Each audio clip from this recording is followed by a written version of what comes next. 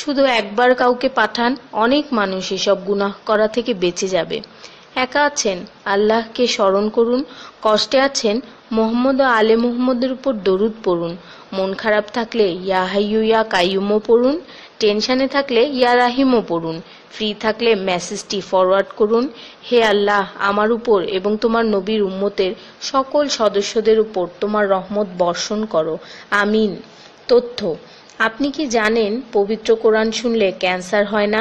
আর যদি cancer cell শরীরে থেকেও থাকে তাহলে তাও মারা যায়। দীর্ঘ সময় ধরে আল্লাহকে সেজদা দিলে জ্ঞান ও বুদ্ধিশক্তি বাড়ে।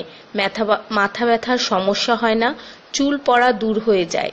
এই মেসেজটি ফরওয়ার্ড করতে শয়তান আপনাকে বাধা দিবে, কিন্তু আপনি এটা হতে দিবেন না।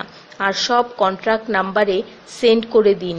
কোরআন ও নবীর সুন্নত ও তার সম্মানিত সাহাবী এবং আহলে বাইতের অনুসরণ করুন।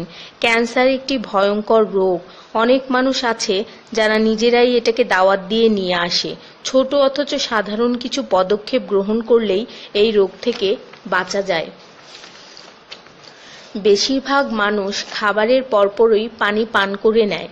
খাবারের পর পানি পান করলে রক্তে বিদ্যমান ক্যান্সারের জীবাণু থেকে তৈরি হওয়া ক্যান্সার সেলগুলোকে অক্সিজেন সরবরাহ করে। নবী পাক সাল্লাল্লাহু বলেছেন, খাবারের আগে পানি পান করা শেফা।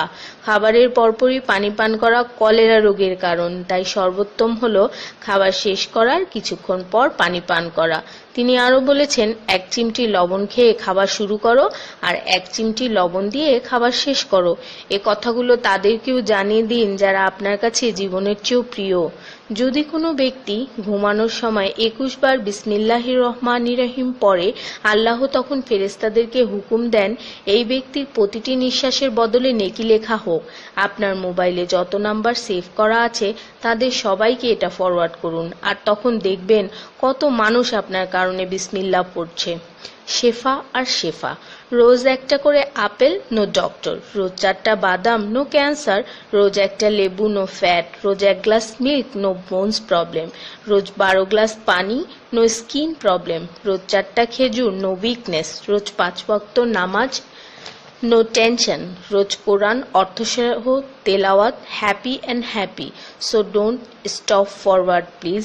স্কিনের জন্য অজুর পানি, হার্টের জন্য কোরআন তেলাওয়াত, স্বাস্থ্যের জন্য নামাজ, আর খুশি থাকার জন্য আল্লাহর জিকির করুন। জেনে রাখবেন, ভালো কথা প্রচার করা সৎকার সমতুল্য, সাথে 30 লাখ নেকি